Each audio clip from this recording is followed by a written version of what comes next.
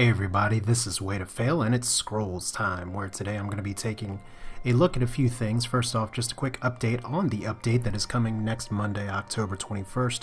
All kinds of new exciting Scrolls thingamabobs coming on, new cards. I can't believe I just said thingamabobs, but I will have videos on that, so keep a lookout on the channel.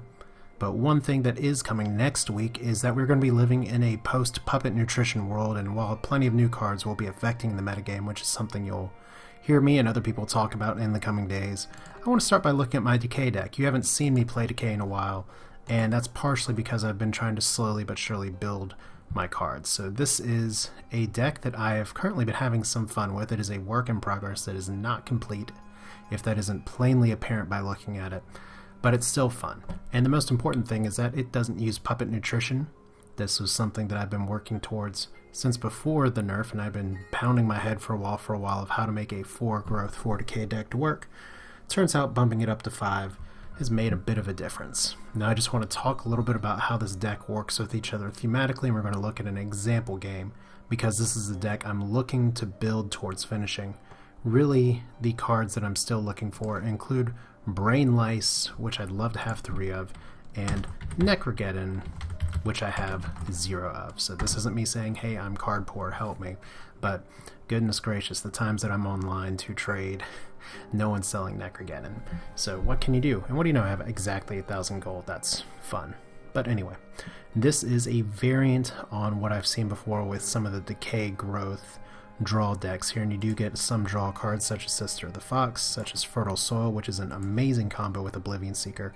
Some people say it may be too much of a combo, but seriously, it's 5 resources and 4 resources from Growth and Decay for 2 cards, and you get a ton of cards out of it, but it costs so much to play. So I do think that it is something that's powerful, but really resource intensive. You're not going to get it out early like some other things. Eye of the Eagle as well. Languid also has a card draw effect, don't forget. But then on top of that, this deck really relies on just a few other ramping materials such as Return to Nature and then Harvesters. Harvesters which ramp really well with something like Rat King when I play it out late game, and I do play Harvester more as a late game card in this. If I bring it out early, it's because I have to. I'm actually kind of starting to get a little more liberal with ditching my early Harvesters if possible. But even if I get out a bunch of Beast Rats, I could potentially Frostgale them into Oblivion. This is a deck that likes to kill itself, so otherwise you get the usual Rot Eaters, the usual Curse Mongers, Loyal Darkling, Blightbear, which is a card that I'm still working on. I think I like it. I think I like it better than a Life Stealer or a Ilmair's Slayer in its place, just because of the poison. And this is really where this deck, in my mind, stands out a little bit differently from some decks that I've seen, and maybe other people are going to be going this direction, but this is kind of how I envisioned Decay when I was first reading about the resource, and that is something that really tries to control the board with its poison. Miasma Well is a very key card in this deck, because buffing up your poison damage, especially Infectious Blight, and especially, possibly, Brain Lice, but let's see here, any of those poisons that I can get out, it's a great boon to be able to have them ramp and go faster and faster. Mire Curse is a card that I wasn't entirely sold on at first, but keep in mind that it does let you control up to 7 tiles in one go, especially if you have a Miasma Well out. It's great against structures for people who play structures, but also Miasma Well kind of does buff and limit the effectiveness of the Blightbear, so you can get the poison out. It does make the Fertile Soil Blightbear play a possibility. And then as usual, Damning Curse is there for cleanup crew, plus damaging my units, because we do want to do that. So this is a somewhat creature deck, lots of poison deck. It's fun to play. Is it going to be the most competitive thing in the world? I don't know. But what I'm going to do now, at least, is just take a quick look at a replay, if I can type while talking, that kind of exemplifies the game that I've been going through a little bit. So we're just going to play it. This is just going to be from my perspective. And this is a game that I played a quick match versus Horning, who is at the time, he was a 1600 rated player, and I see he's up to 1700, because he was a quality opponent. But let's just go ahead and get started and see how this deck works. You can see I get a lot of growth cards, at least in terms of Eye of the Eagle and Rat King, and I am going to ditch these growth early cards. I don't like tipping off showing that I have growth in here. Most people expect Puppet Nutrition, but I'm just going straight Decay. So I want the little Darkling out first, I want Languid out first, and I see that he's popped Decay out as well. So I'm excited a little bit because I haven't had as much of a chance to test this deck against Decay, strangely. Actually, I've been playing a lot of energy players on the unranked portion, which is nice to see energy. I'd love to see it back in ranked, but that's another video for another time, and we'll talk about the new energy cards that are coming as well. For now though, get my first loyal Darkling out, get 2 Languids, which I want to hold on to just because it's going to be good for the inevitable creatures that are coming out, because I want the card draw. But right now, just a Brain Lice, so I don't really have a lot to do with the Languid here. I do have a Miasma Well, which is a key card, but not key enough for me to hold on to, so really nothing to play here just to get some cards. Fertile Soil is going to be good for later, but probably prone to sacrifice early as there's a Languid on me and Horning, kind of having my own ideas in my own mind. But here we go, now starting to ramp up towards something I can work towards. Oblivion Seeker is something that's good. Still holding on to my Languids because I want to be able to get cards. Get cards and affect whatever he's trying to do. Note that my Blightbear is taking damage anytime he attacks. That's at the beginning of his attack phase. And in Horning has shown me that he's putting energy. Actually, he showed that last turn. So he's playing a Decay energy deck, whereas I'm playing a Decay growth deck. And Decay energy is something that I hope we see more of, especially after the coming update, for reasons that will be later discussed. But there's some really nice synergies between energy and Decay, at least in my opinion. Don't know if it's going to be enough to say burn up the rankings, but still cards that look interesting. So I have 4 Decay. That's kind of one of my first breakpoints here to see, do I start sacrificing for growth? Because Sister of the Fox is another card draw and a creature. At this point he's not presenting creatures yet, so Languid may not be as good of a card. Damning Curse isn't awesome either, but I decided to get out the Harvester, and if I'm smart, okay, I sacrifice the Sister of the Fox, which is okay, but I do sacrifice her for growth, which maybe looking back is a little curious. I don't know. But there is a Hellspitter Mortar, once again something that I could possibly Languid this all to hell, just to dump the cards. Or I could play an Ilmire Rod Eater. Anything's possible.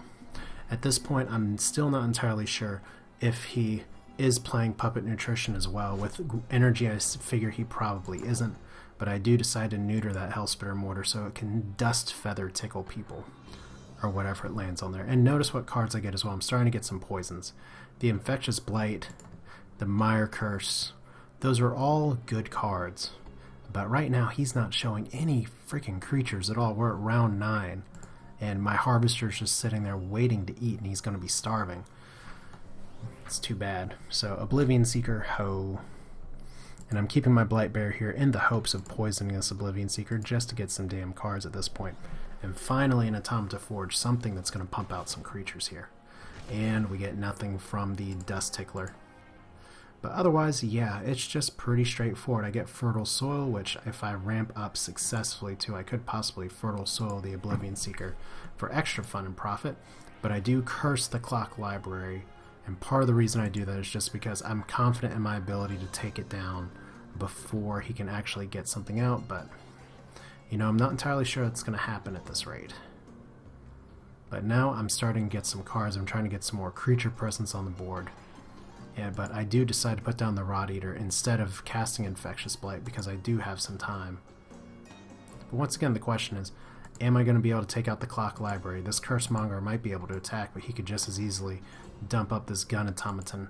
And you can see that's why I move these guys up here, just to do 1 damage, take out that Automaton. He's going to have to drop something to protect his Clock Library, or it's going to die.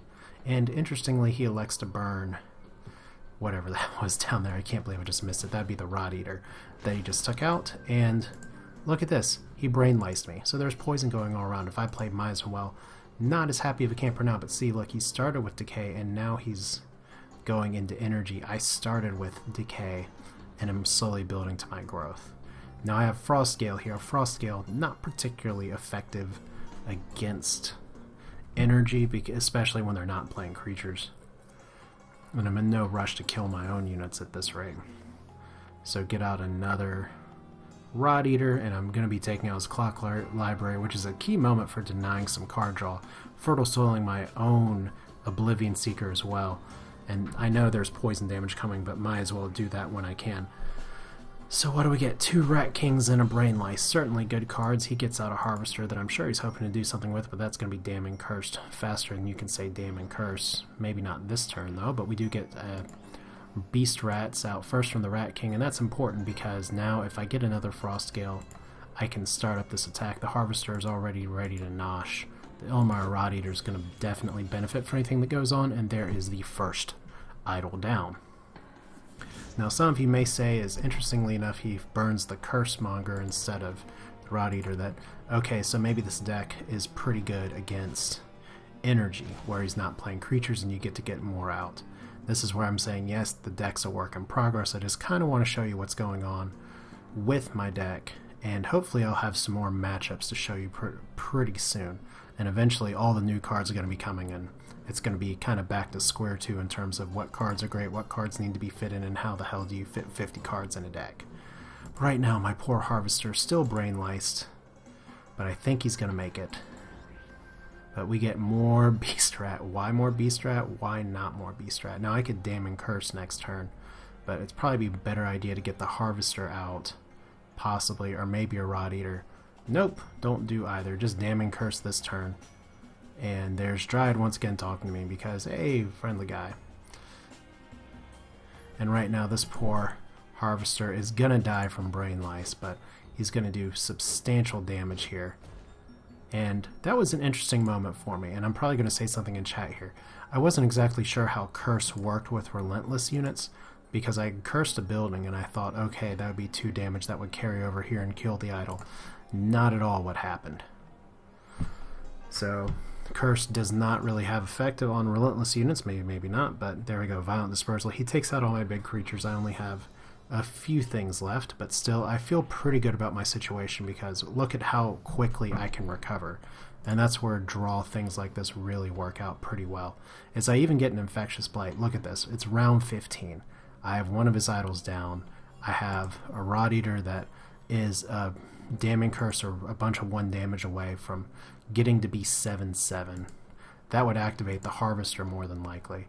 And I have more cards that I can play, and I have an Infectious Blight I can drop. I haven't even needed to use a Miasma Well at this point, but I have it if I need it.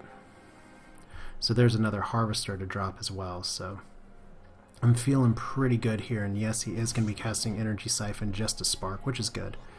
And then a Charge Coil, which is interesting to me.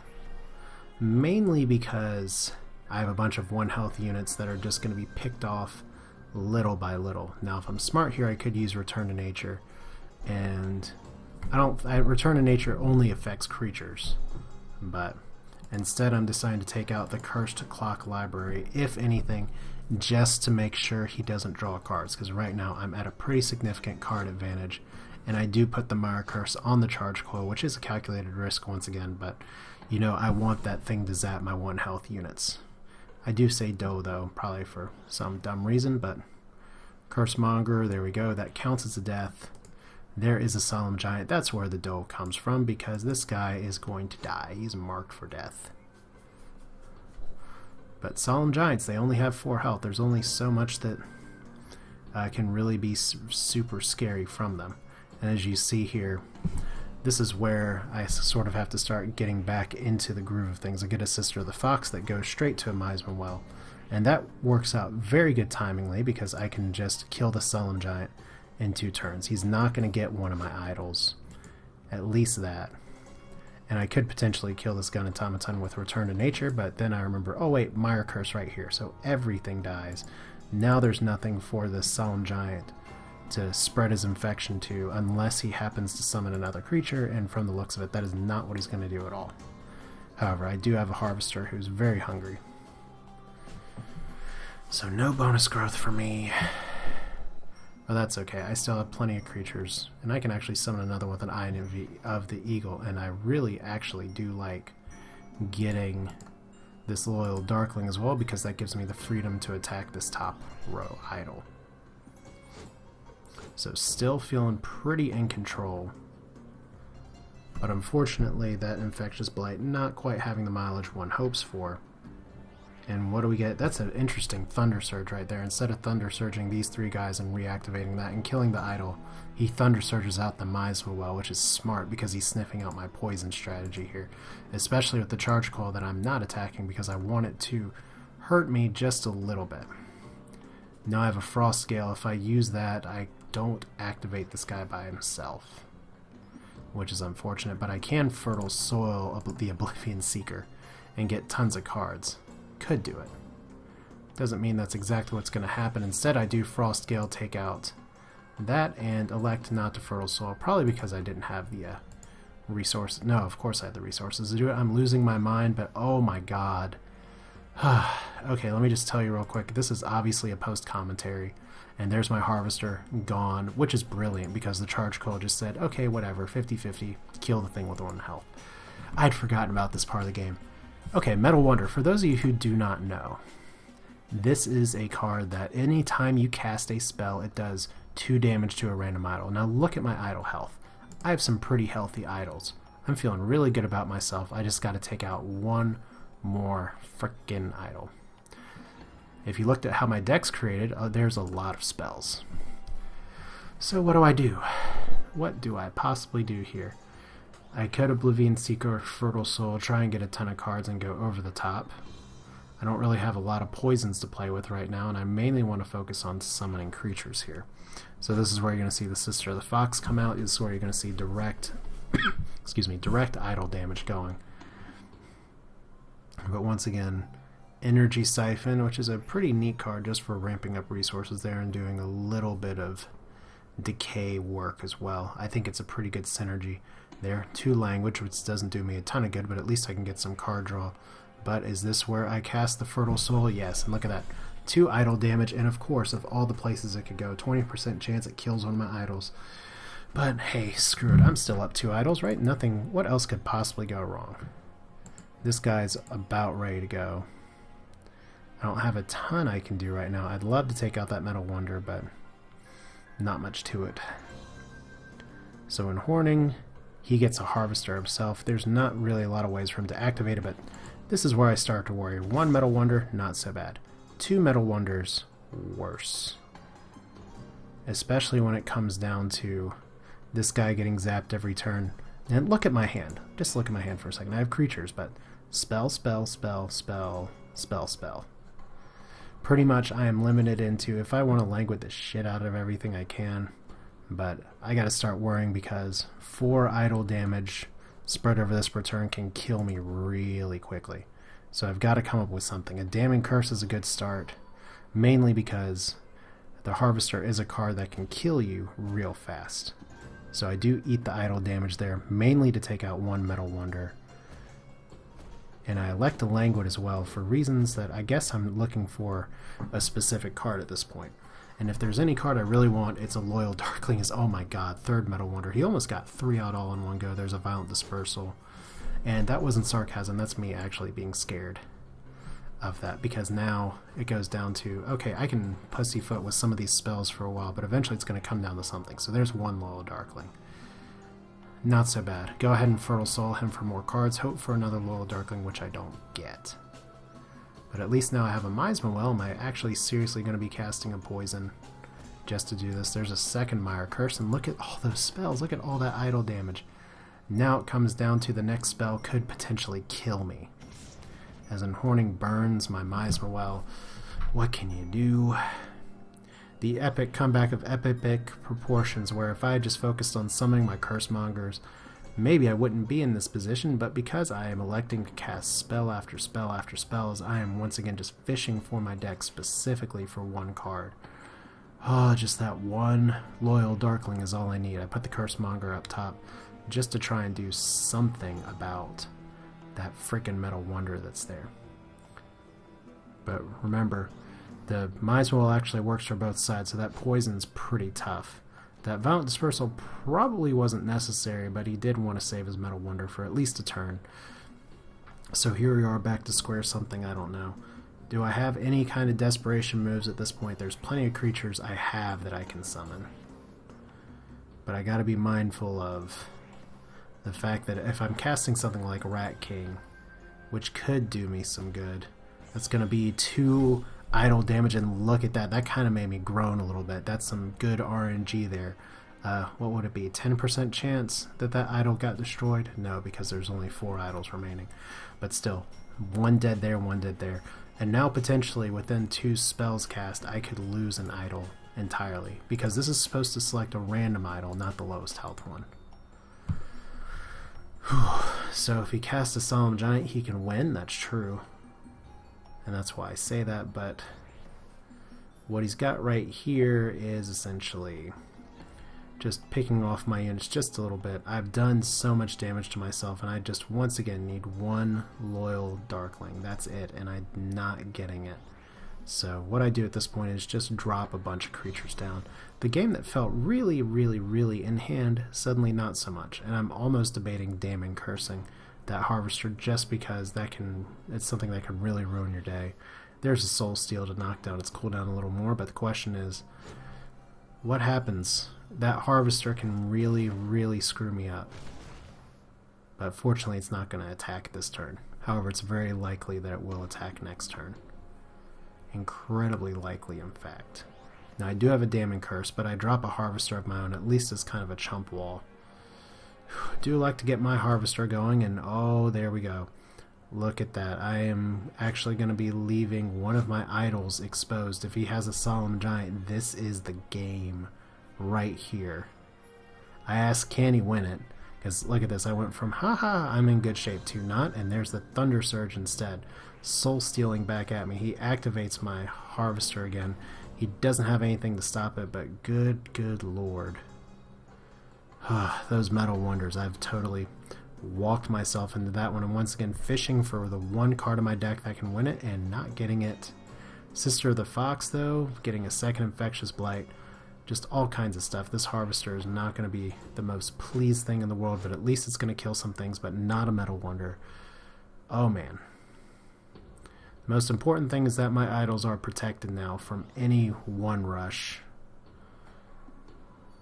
But yeah, that's where a poison deck, maybe not always the top doggiest thing in the world, is now he's protecting a lot of his units, getting out, or protecting a lot of his idols, I guess, getting out a lot of card draw here, potentially. If his cards can make it. Once again, there's only 1 card that I need. I could cast Eye of the Eagle and kill myself, but I get a Loyal Darkling. Whew. That's what I needed. 3 Infectious Blights, not actually going to do me very good because there's 1, 2, 3, 4, 5, 7 structures up. But instead, I can just focus on killing his creatures because right now, as long as I don't cast a spell, I win in 2 turns. Unless he somehow, someway can kill my Loyal Darkling and do 6 idle damage. But note the bottom here. He can't put a Solemn Giant on this bottom row. He has nothing but structures. Not for 2 turns, not unless he Iron Whips this. So there's the Solemn Giant, the one he's hoping for a few turns ago. There's a 2nd Solemn Giant, so right there. 1 with Potion of Resistance. Spark as well. This could be curtains. This could be it, as this plays a very good role here and actually zaps the Loyal Darkling for me. Now the issue here is, what do I have? I get a 2nd Loyal Darkling, which can save the day. Really the big thing at this point is, look, once again, look at my hand. I have 1 creature that I can play. I can sacrifice for resources possibly next turn and play an Oblivion Seeker. But everything else is spells. And if I play 1 spell, I'm dead. But fortunately I can shuffle around my cards just to try and survive. And there we go instead. Take out his first Clock Library. Not too much to it. 1 of his Solemn Giants dies from the poison damage, which is pretty nice, and he just burns, I guess in frustration, and that's the game. So there you go. I'm still playing some Decay. It's fun, it's different. It's nice when you don't have Puppet Nutrition there to just say, okay, this board's cleared, this line's cleared. Is this deck going to be viable and ranked? I have no idea, but the important thing is something like Scrolls is, yeah, rating's all nice and well and good, and a lot of people play for it. I'd be lying if I say I didn't from time to time, but you know, you got to be able to actually enjoy it too, and I do have fun playing with this deck. So you'll see more of it, especially as I can ramp up and get a few more cards, but this is Way to Fail. That's it for now. Hope you enjoyed it. I will see you all next time.